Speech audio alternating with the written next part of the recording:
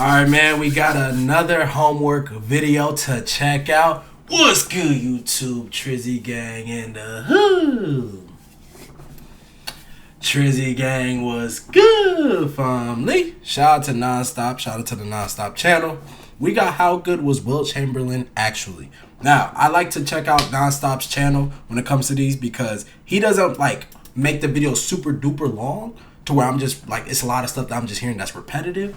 But he also gets out just enough information. Now, the only thing I will say about Nonstop's channel that a lot of y'all have said in my comments is that he kind of be giving out some facts that is not really true. Now, if he ever said anything that's not true, y'all gotta let me know. Y'all have to let me know because I'm not about to be running over here with these narratives as if it's the truth when it's really not. You know what I'm saying? But a lot of y'all actually in my comments have been telling me to check out Wilt Chamberlain. A lot of y'all have been telling me to check out Wilt Chamberlain. Now, I believe I checked out Wilt Chamberlain's highlights before, but I've never done a how good was Wilt Chamberlain or how folks talked about Wilt Chamberlain because honestly, nobody's seen them. All we do know is that he was a beast, but he was getting his head kicked in by Bill Russell. That's what we can say. We can't say that. Rest in peace, Wilt Chamberlain, by the way. Rest in peace, Wilt Chamberlain. We're going to check this thing out, man. Let me know if y'all have Wilt Chamberlain in your top 5. Me personally, let me see. Because I still have yet to do the video on my top 5, yo. I still have yet to do the video. But I don't know. Wilt Chamberlain ain't in my top 5. He ain't. I hope that's not crazy, but Wilt Chamberlain ain't in my top 5, and I'm standing on that. He's top 7, but he's not in my top 5. Wilt Chamberlain cannot be in my top 5, y'all. I'm sorry. But let's check this thing out, man. Roll to 10K. Wilt Chamberlain is often considered the most dominant force that played the game of basketball, and one of the greatest players of all time. We already have the top 10 amazing facts on Chamberlain on this channel. Okay. And in this video, we'll try to further debunk the myth that is Wilt the Stilt. We'll try to answer the question it was so long ago that folks don't even believe any of the stuff that he did. And I ain't gonna lie, a lot of folks discredit the stuff he did because of who he was playing against. But at the end of the day, man, you gotta think about the time that he was playing, bro. You just have to think about the time that he was playing, man. And if he played, even if it's not today's game, but if he would have played in the 80s, the 90s, bro, he still would have dominated. He still would have dominated, bro. Because we have never seen nobody like Wilt Chamberlain. Straight up. We haven't. So I don't understand why folks try to, like, disrespect Wilt, talking about how he played against Plummer. Like, it's true. He did. He did. But we're not going to sit up here and act like it's not because he was just better than everybody else. He could have been a regular folk like one of them. He could have been just like them. But no, he was a beast. As simple as that, bro. As simple as that. Dominant he really was. Why he only won 2 championships. And why he didn't really like to dunk. So stay tuned. Okay. Man, shout out Nonstop. Most versatile athlete ever. Wilt Chamberlain was the strongest NBA player ever, and numerous stories confirm this. Arnold Schwarzenegger once said that Wilt could lift him up like he was nothing, and multiple 240-pound NBA players said the same thing. Bro, don't even look strong. Chamberlain was an undefeated shot putter in college, and his record bench press was 550 pounds. Jeez. At the age of 59, Wilt was still benching 465, more than some bodybuilders in their prime. Other than strength, Wilt was also extremely fast and agile. He could run a 40-yard dash in 4.6 seconds. For being that tall is actually crazy, though. Like, that's super impressive. I'm gonna just be honest, bro. Running that fast and you that tall, bro? Imagine that. Imagine you down the street, you see that person running at you. What are you doing? Like, I had to instantly think about that, bro. Like, I don't know what I'm doing, bro. And he's fast as fuck. Man, just take me. Just take me, gang. Whatever you want to do, do it, bro. I'm just being honest, man. Do it. You feel me? At 100 meters, 40-yard dash in 4.6 seconds. And his personal best at 100 meters was 10.9, which is mesmerizing for a guy that is 7'1". Oh my, look how tall this dude is. Allegedly, at a Hollywood party, NFL Hall of Fame running back Jim Brown raced Wilt on a dare, and Wilt won. Brown, who was still in his prime, demanded a rematch, but Wilt beat him again. Wilt was also extremely athletic, with a vertical leap of over 40 inches, with some reports saying it was even 48 inches, which would qualify for the highest NBA vertical ever. And he was doing that in Chuck Taylors, which makes it even more impressive.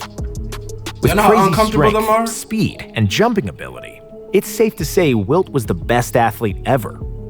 LeBron's and Usain Bolt's of the world would give him a run for his money, but neither of them could match his strength. The best shot blocker ever. When there is any talk about Wilt, people usually start with 100 points in a game and 50 points per season. His offense made him famous, and it sold tickets in newspapers. But what is rarely discussed is Chamberlain's defense. While he probably was the best defender in the league, and yes, defense. While he probably was the hell nah, that's crazy. Best defender in the league, and yes, that also includes Bill Russell. Wilt and Russell. I ain't gonna lie, that's who we want. That's who we want. This is who we want Victor to be. I don't know why I just started like that, y'all. This is who we want Victor to be. Victor, if you don't pan out to at least like a little bit of Wilt Chamberlain, bro, you're a bust. Straight up. I rock with Wemby, but you have to, bro. You're too tall. You're too tall, gang. You're literally too tall, bro. You better pan out to just a little bit. I don't expect you to average no 50 points per season. Like, bro, you can't do that in today's NBA. You're not doing that. But, bro, the blocks, like at the end of your career, bro, we better be saying you're the best defender ever of all time, bro. We better be saying that about you. Straight up. League.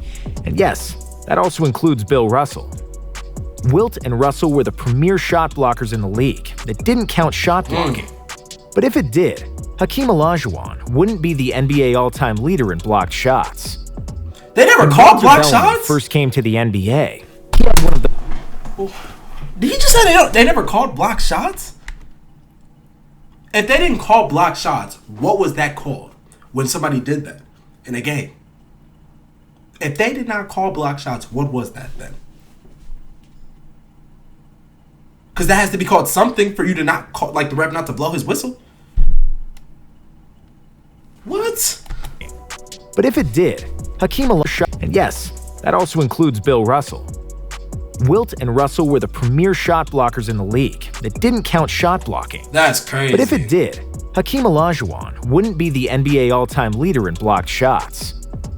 When Walter Bellamy first came to the NBA, he had one of the best rookie years ever, averaging 31.6 points per game. To this day, Bellamy's scoring is the best ever by an NBA rookie, behind only Wilt Chamberlain, of course, who averaged 37.6 in his inaugural season. As a rookie? The first time Bellamy played Wilt, they both met at half court, and Walter introduced himself. "Hello, Mr. Chamberlain. I'm Walter Bellamy." Wilt then replied with, "Hello, Walter. You won't get a shot off in the first half." Wilt blocked Bellamy 9 times in a row in the first half. When the second half began, Wilt walked over to Bellamy and said, "Okay, Walter, now you can play." What? He did a very similar thing to Magic Johnson in 1980. At UCLA campus, Magic would play pickup with various college and NBA players in the offseason. Wilt showed up and got in the game. After Magic called a non-existent foul, a 43-year-old Chamberlain got mad. There will be no more layups in this gym, and he blocked every one of Magic's shot after that and ran him out of the gym. Wilt is also crazy. the only guy to block Kareem's skyhook, the most unguardable move in history. Wilt played against himself, and then everyone else. Wilt's mother emphasized to him that he is different because of his size, that he's going to be stared at, and that he must use it in a good way, and always be well-mannered and kind. So, Wilt grew up an extremely good-natured guy, and on the basketball court, he received a lot more punishment and knocks in the paint that he would give away. He knew that he could beat everybody up, but he refused to do so. Former NBA player and coach Jack McMahon said it best. "The best thing that ever happened to the NBA is that God made Wilt a nice man. He could have killed us all with that left hand." This behavior was reflected in the way he played the game as well. Wilt is that crazy glaze, or was Wilt really just that strong? Because they talking about Wilt like he was Thanos or something. Like if you get one hit from him, you probably off this earth. Like, is that glaze or is it a fact, man? Was he really that strong? This behavior was reflected in the way he played the game as well. Wilt was the biggest, strongest, and most athletic player in his era. He could have easily dominated the game with his physical prowess alone. But unlike Olivia Newton-John, Wilt didn't want to get physical. At least Olivia not used all to be the bad time. to me, man, as a kid. Nobody Rest loves in peace, Goliath, her. Wilt said to Sports Illustrated, explaining that he wanted to show the world he's a skillful player and not just a brute force. He also admitted that him playing a finesse game and trying to be a versatile scorer actually hurt his career. "What hurt me was that I wanted to be a consummate basketball player, and I wanted to be able to shoot the ball instead of just taking it to the basket and dunk it as I should have. I had great satisfaction shooting fadeaway shots, hook shots, finger rolls, and a lot of times His finger roll was a lethal, I ain't negative gonna lie. more than a positive. If I just went out and took it to the basket every time, I'd have averaged 70 or 80 points a game, No Wilt lie. said. Things that were extraordinary were just ordinary for Wilt. And if we look at Wilt's stats, there is a huge discrepancy from the first half of his career, when he shot more than 30 times per game, and the second half, when he averaged only 13 field goal attempts per contest. Wilt was his own man, not really bothered too much by everyone else. And if he set his mind to do something, he would do it. So, after the 65-66 season, Wilt decided not to score as much. After he averaged 40 in his first 7 seasons, he wanted to prove that he can also pass, and became the league leader in assists, and is still the only center with this achievement. Can you imagine Michael Jordan saying one day, "Okay, fellas, I'm not scoring anymore. From now on, I'll only pass"? Everybody would think Mike had gone mad. After Wilt decided to pass the ball more, the press wrote a story that he couldn't score anymore. So naturally, in the next 3 games, the Big Dipper had 62, 55, and 48 points just to prove them wrong. Wilt was as potent as ever, and the athletic freak that he was, he could have averaged over 30 for every year of his career.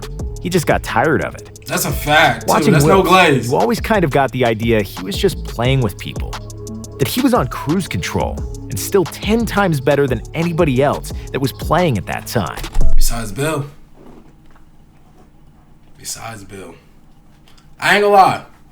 I might have to put Bill Russell over Wilt Chamberlain on my all-time list, bro. I'm just being honest. I might have to. I might have to. Just over the simple fact that he was beating your head in, bro. He was beating you, bro. He stopped you from winning more chips. Straight up. Straight up, bro. Said Dan Issel, a former NBA player and coach.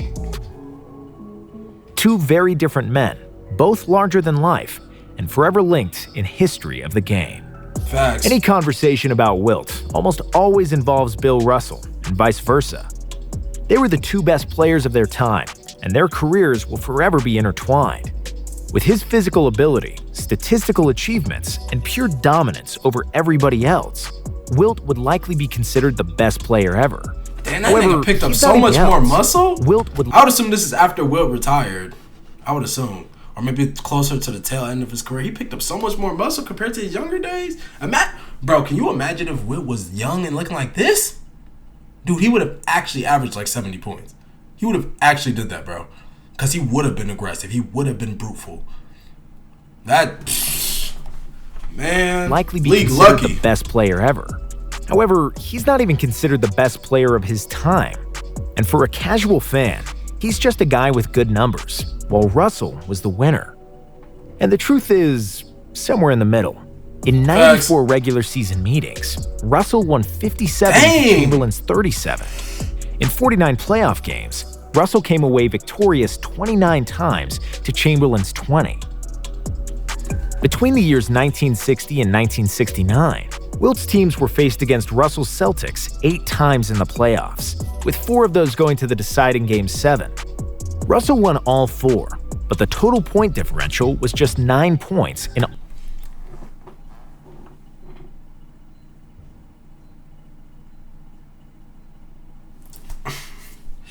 You gotta call it the way you see it, though, bro. Because here's my thing: we're not gonna talk about teams, bro.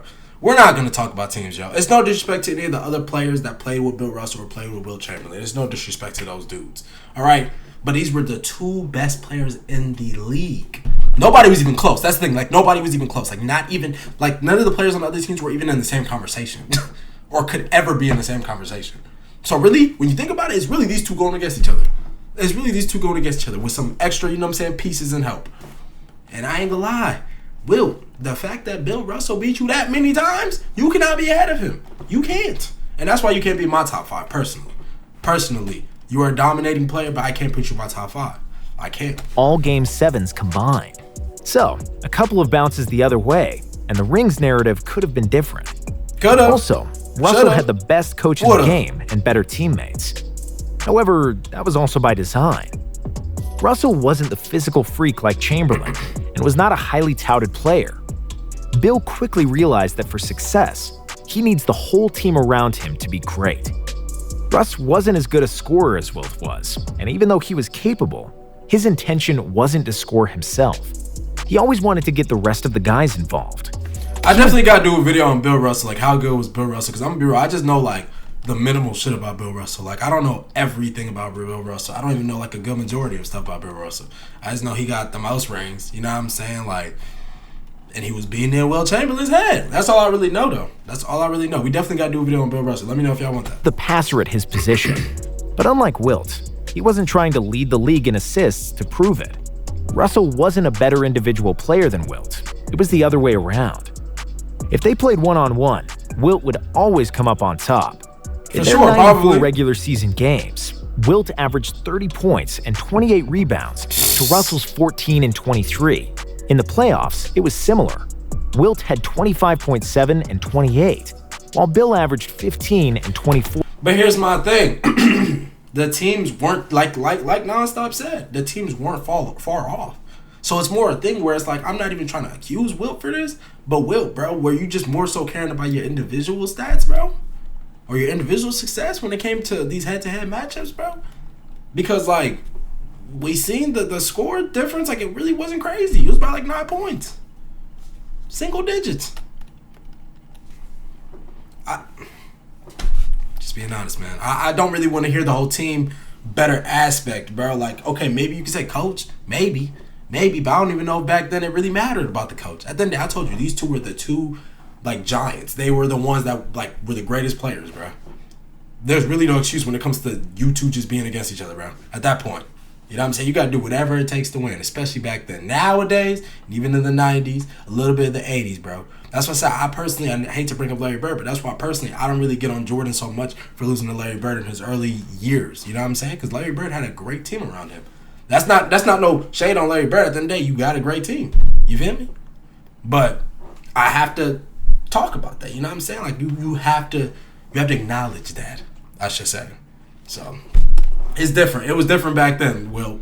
No excuses. 4.7 boards. But Russell was a superior leader. Averaged 15 and Wilt had 25.7 and 28, while Bill averaged 15 and 24.7 boards. But Russell was a superior leader and didn't care about the numbers and what others might think of him.